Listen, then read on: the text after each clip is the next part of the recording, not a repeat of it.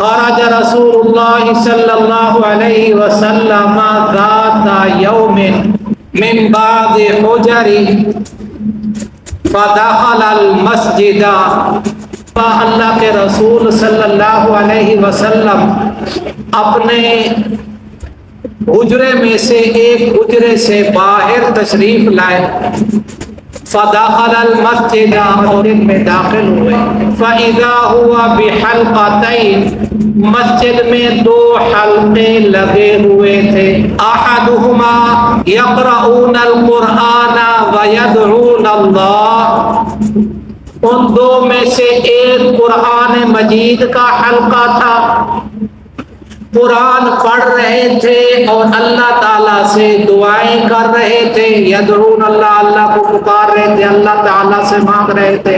والاخری اور دوسرا حلقہ یتعلمون ویعلمون، وہ سیکھنے سکھانے کا تھا. مسجد نبوی میں 3 حلقے لگا کرتے تھے. ایک قرآن مجید کے سیکھنے سکھانے کا، قرآن مجید سیکھنے سکھانے کی اس حدیث میں بھی آیا ہے، اور دوسرا نماز کے سیکھنے سکھانے کی، اور تیسرا حلال و حرام کے مسائل کی، حلال و حرام فقہ کے.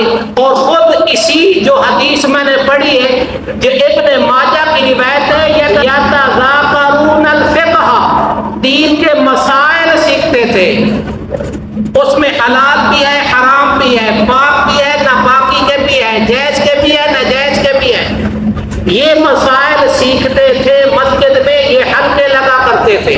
فقال النبی صلی اللہ علیہ وسلم، آپ نے دونوں حلقوں کو دیکھ کر فرمایا کل علی خیر، دونوں خیر پر ہے. سیکھنے سکھانے والے بھی تو سیکھنا سکھانا کیا ہوگا؟ میں نے پہلے بتایا ہے گزشتہ درس میں، سیکھنا سکھانا قرآن مجید ہے، وہ تعلیم یہی ہے. نبی صلی اللہ علیہ وسلم کی بعثت کا بنیادی مقصد اللہ کے قرآن کی تعلیم تھی. میں اس پر پہلے بھی آیات پیش کر چکا ہوں، آج ایک اور آیات پیش کروں گا.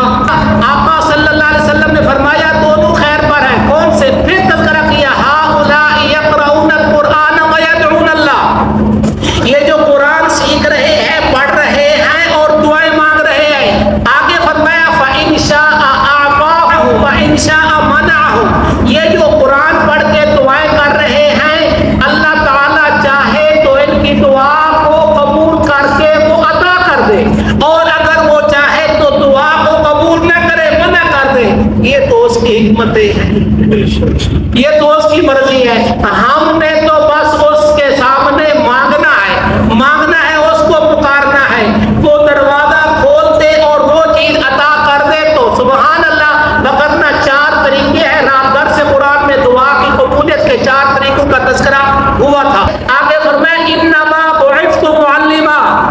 میں نے پہلے بتایا نا، آقا صلی اللہ علیہ وسلم کا بعثت کا بنیادی مقصد کیا ہے. اب سنیے، خود حدیث میں آ گیا انما بعثت معلما، میں استاد بنا کر بھیجا گیا،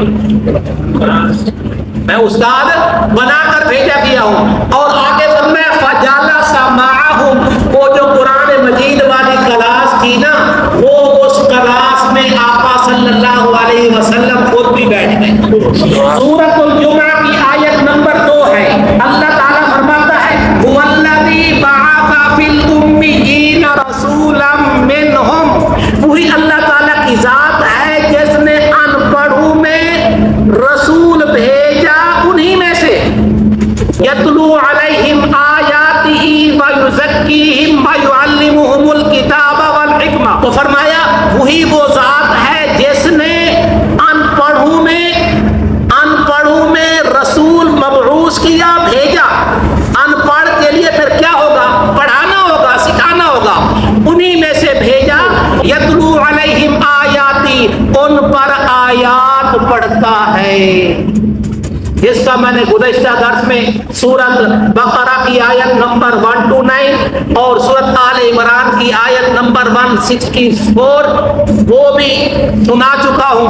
اب یہ آیت سورت الجمعہ کی فرمایا آیتیں پڑھتا ہے وَيُزَكِّيهِمْ، آیتیں پڑھیں گے، قرآن سنیں گے